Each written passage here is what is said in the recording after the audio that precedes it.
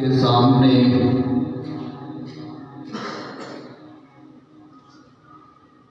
اللہ کریم وحدہ لا شریک ذات کی تعریف خطیب الانبیاء امام الانبیاء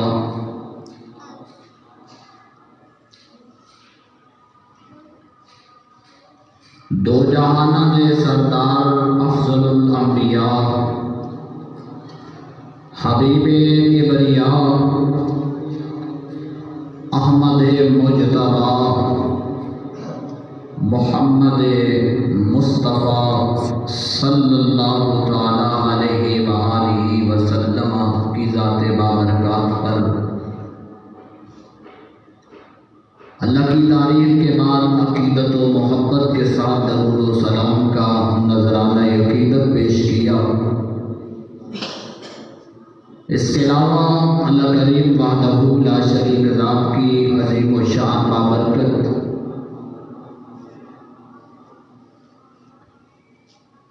لائق بے مثل بے مثال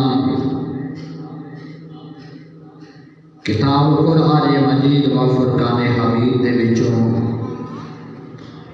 ایک آیت پاک کا کچھ حصہ تلاوت کرن دا شرف حاصل کیتا ہے۔ دعا فرماؤ رب کائنات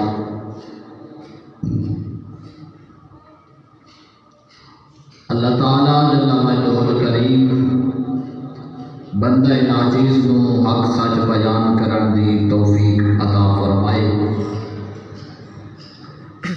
اور اللہ کریم وحدہ لا شریک ذات اس سارے کو حق دیاں گلاں سن کے سنا کے سمجھ کے اللہ پورا عمل کرن دی توفیق عطا فرمائے۔ میرے عزیز اور پیارے مسلمان بھائیوں،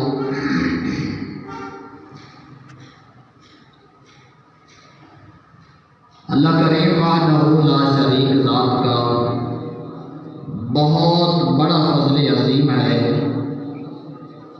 کہ رب کائنات نے ہمیں انسان یعنی اشرف المخلوقات کے اندر پیدا فرمایا۔ دوسرا بڑا جو رب کائنات کا احسان عظیم ہے کہ اس رب کائنات نے ہمیں مسلمانوں کے اندر پیدا فرمایا۔ تیسرا جس احسان کو اللہ کریم نے بار بار جتلایا وہ ہے رب کائنات نے ہمیں محمد عربی کی امت کے اندر پیدا فرمایا۔ پیدا فرمانے کے بعد اللہ کریم وحدہ لا شریک ذات نے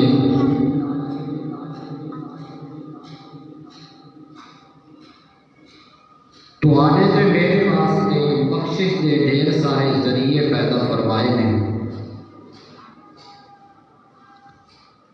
کسی وقت فرمایا کہ آؤ میرے بندو نماز پڑھو میں تمہیں جنت دوں گا، کسی جگہ پر فرمایا کہ میرے بندو تم روزہ رکھو میں تمہیں جنت دوں گا، کسی جگہ پر فرمایا کہ میرے غریب اور نادار لوگوں کی خدمت کرو میں تمہیں جنت دوں گا، اور کچھ ایسے مقام ہیں جن کے اوپر رب نے فرمایا کہ اگر تم نے ان لوگوں کو راضی کیا تو میں راضی رہوں گا، ورنہ میں تم سے ناراض ہو جاؤں گا۔ وہ ناراض ہونے والی ہستیاں کون کون ہیں جن پر اللہ میرے اور آپ کے اوپر ناراض ہونے کا اعلان کر رہا ہے؟ سب سے بڑی ہستی جو ہے وہ محمد عربی کی ہستی ہے۔ اللہ کریم نے فرمایا کہ اگر تم نے میرے محبوب کو ناراض کیا تو پھر میں تمہارے ساتھ नाराज हो जाऊंगा।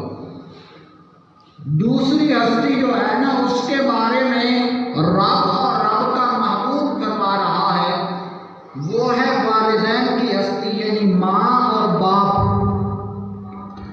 रब ने फरमाया कि अगर तुमने अपने वालिदैन को नाराज किया तो याद रखना मैं रब भी नाराज हो जाऊंगा, मेरा महबूब भी तुम्हारे ऊपर नाराज हो जाएगा। आज मेरा दिल कर रहा था कि मैं वालिदैन की अज़मत के अंदर चंद बातें आपकी समाअत की नजर करूं।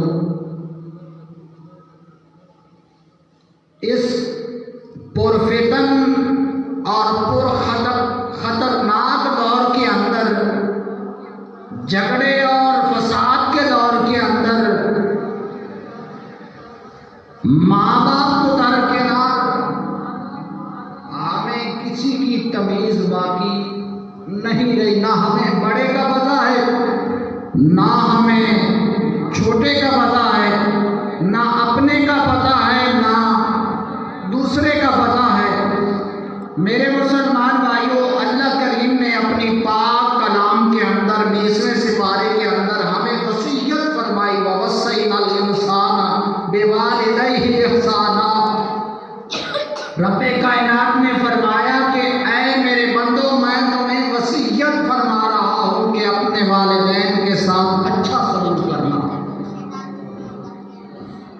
आप अच्छे सलूक के अंदर क्या क्या आता है और हम अपने वालिदैन के साथ कौन सा सलूक करते हैं, वो तो मुआशरे के अंदर मैं आप सब देख रहे हैं।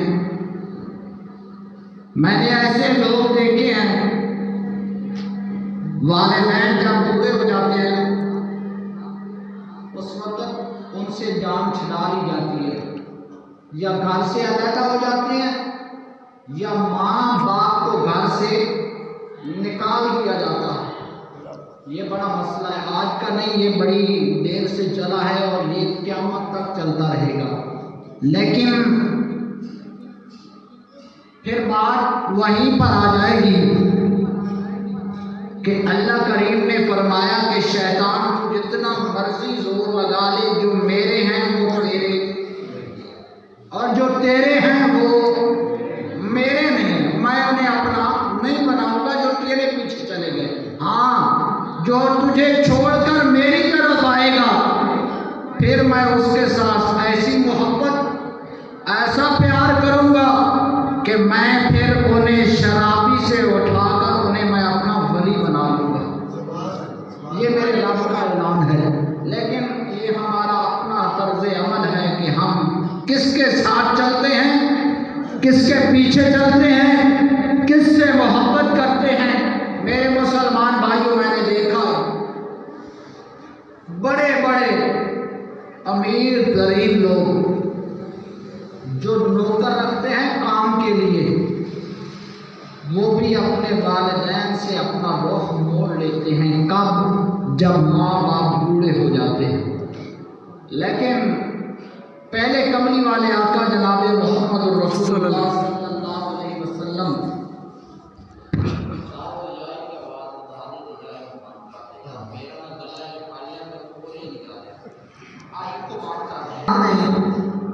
अपने महबूब अलैहिस्सलाम को जो हुक्म इरशाद फरमाया, मेरे महबूब का फरमान है कि जिसके ऊपर वालिदैन नाराज हैं उसके ऊपर अल्लाह और अल्लाह का रसूल, बोलिएगा, अल्लाह और अल्लाह का रसूल नाराज है। अब हम चलते हैं महबूब की बारगाह के अंदर कि बुजुर्ग जो हैं, बूढ़े लोग हैं, उनके साथ कैसा आपका इखलाक है, कैसी आपकी मोहब्बत है, कैसा आपका इश्क है, कैसा आपका उठना और बैठना है। शायद ये वाक़या, इसके बाद मैं वालिदैन की बारगाह के अंदर चलूँगा कि वालिदैन का मकाम क्या है।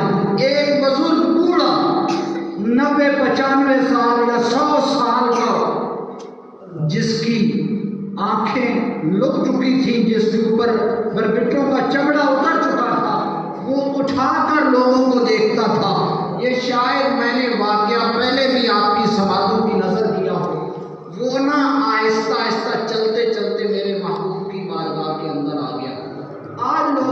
کہتے ہیں. میں نے سنا ہے, آپ نے بھی سنا ہوگا, اور شاید ہم نے کبھی کہہ بھی دیا ہو کہ جب ایسے کوئی کام نہیں ہوتا جو یہ اللہ کی گھر کی طرف چلتا ہے.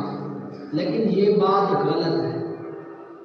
اللہ جب چاہے, جس وقت چاہے, جیسے چاہے, اپنے بندوں کو ہدایت دے کر اپنے گھر میں آنے کی توفیق عطا فرما دے. یہ اس کی قدرت ہے نا. ہم نہ کسی کو اللہ کے گھر میں لا سکتے ہیں اور نہ اللہ کے گھر سے کسی کو نکال سکتے ہیں. بلانے والا بھی وہ اور اپنے گھر سے رکاوٹ ڈالنے والا بھی وہ ہے. لیکن یاد رکھنا, توفیق تو اس کی عظمت کی بات ہے, لیکن جب رکاوٹ آئے گی ہمارے گناہوں کی وجہ سے آئے گی, وہ کسی کو اپنے گھر آنے سے روکتا. بزرگ آئے, ضعیف العمر, سفید داڑھی, 90-95 سال کی عمر, آنکھوں کو چمڑا آ چکا ہے, نظر نہیں آتا, چمڑا اٹھا کر دیکھتے ہیں. چلتے چلتے میرے پاک محبوب کی پاک بارگاہ کے اندر آئے. لجپال آقا کھڑے ہو گئے, اپنے سینے سے لگایا, اور سینے سے لگانے کے بعد فرمایا, بابا جی کیسے آنا ہوا؟ آپ حکم فرماتے, میں آپ کی طرف چلا آتا. اتنی آپ کی عمر ہو چکی ہے اور کیسے آہستہ آہستہ چل کر میری بارگاہ کے اندر آئے. بابا جی نے بڑے پیارے جملے ارشاد فرمائے. بابا جی نے فرمایا کہ اے محمد عربی صلی اللہ علیہ وسلم, میں اپنے آپ کو آج سمجھ بیٹھا کہ میں گناہگار ہوں. آج کیا کر بیٹھا؟ سمجھ بیٹھا کہ میں گناہگار ہوں.